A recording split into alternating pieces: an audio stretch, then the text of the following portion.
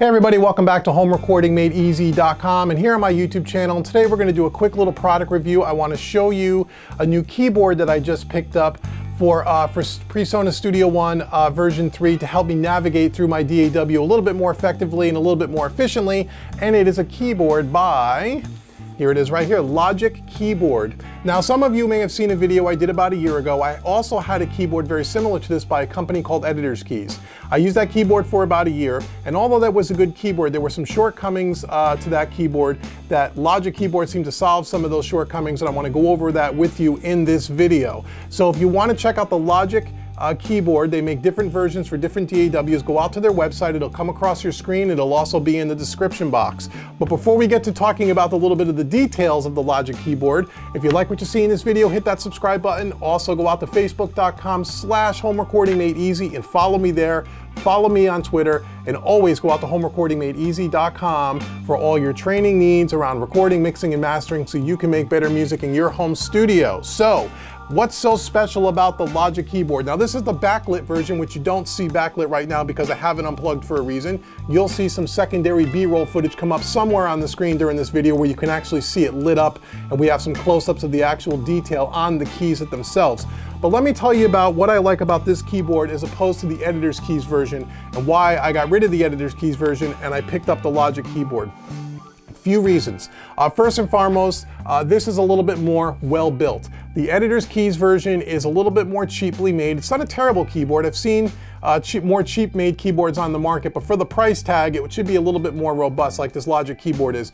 This is a really nice heavy duty. It feels like a plastic, but it doesn't feel cheap. It doesn't feel like a chintzy keyboard. It's a lot more weighty than the Editor's Keys version. So when it sits on your desk, it doesn't move as you're typing on it. It kind of stays in place. It also has a nice profile here where it can sit on your desk, and it doesn't have those little spring-loaded feet like the Editor's Keys version do, which are kind of unstable. This runs along the whole backside. I don't know if you can see that here. The whole backside, it has this little angle, so it rests really nice across the entire length of the keyboard, which makes it really sturdy, really stable. There's also some rubber feet on the bottom to keep it from sliding around. So the first thing I like about this keyboard, as opposed to my old Editor's Keys keyboard, is that it's more durably made and it feels more hefty and a little bit more professional, a little bit more of a higher quality. The second thing I like about this keyboard, which was not part of the Editor's Keys version, is on the back here they have two powered USB ports. You don't see it in this shot, you'll see it in the B-roll footage. Right on either end, you can stick in a USB key or USB devices. It's a powered USB hub. If you're coming from a Mac, like I am, and use the old white Mac keyboard, you'll know that you have the powered USB slots on either side. When you get rid of that keyboard and go to something like the Editor's Keys keyboard, you lose that. But with this particular keyboard, you gain back those two USB ports, which is huge. I can't tell you how many times I want to take a USB stick and stick it in there and pull up some files, and I don't have to crawl under my desk to find a USB port on my computer. It's right here on the front side, and they give you two of them, which is great.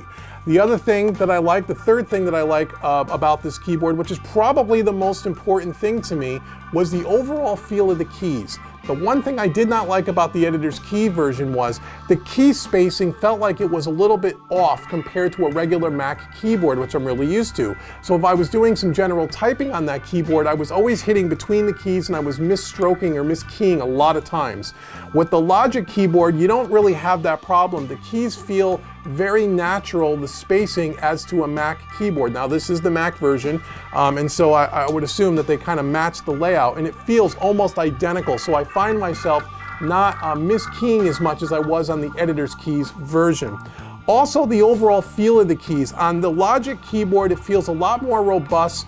It feels a lot easier under the fingers. It feels a lot more, again, the only thing I can think of, it feels like it's made of better quality. It's a better springy action. It doesn't feel clunky and cheap like the Editor's Keys one could feel at times.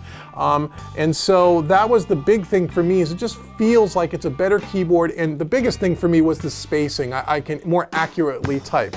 Now, as far as the shortcuts, the way they're laid out on this keyboard and the way they're laid out on the Editor's Keys version is almost exactly the same. So in that respect, they compete pretty well with each other. But I just think the Logic keyboard is a lot more hefty. It feels a lot better. I love the two USB ports, and this lights up beautifully in a more dimly lit studio, which you'll see some B-roll footage. The Editor's editor's keys one lights up as well, but this has a little bit more of a softer light on the eyes, and I know that's kind of being picky, but when I compare the two side by side, I like the lighting on this just a little bit better. So overall, this is a great keyboard. So if you're in the market for finding a keyboard to help you with your shortcuts on your DAW, I highly recommend you go out the Logic keyboard again, click the link in the description box below, check out all the different keyboards they have to offer. They make one, again, for Studio One, which is this one here. I think they make one for Cubase and for Pro Tools, and I'm sure there's a whole host of other keyboards. And price-wise, they're very much in line with the editor's keys. So I think for a backlit keyboard, it's, you know, price-wise, it's the same, and overall, I think it's just a better made product. And I used the editor's keys one for quite some time, and it wasn't a terrible keyboard, and if I had to have that versus having nothing at all, I would choose that because I love having the shortcuts laid out in front of me. It makes my editing in Studio One so much more efficient. But between this Logic keyboard and the editor's keys, this one is a better product for sure. Highly recommend you go check it out. Let me know what you think below in the comment section. Let me know if you have any experience with the Logic keyboard, or if you have an editor's keys version, what you think of that one compared to this if you've had both. And let me know what you think. I'd be interested. So until the next video, this has been Dave with HomeRecordingMadeEasy.com. Please subscribe to the YouTube channel, head out to Facebook, and once again, go out to HomeRecordingMadeEasy.com for all your training needs, and make sure you sign up for the VIP email list right on the home page. It'll give you special discount pricing on all my training products from now until the end of time. So that'll help you make better music in your home studio. I've been Dave with HomeRecordingMadeEasy.com. Thank you so much for your support, and I will speak to you all soon. Take care.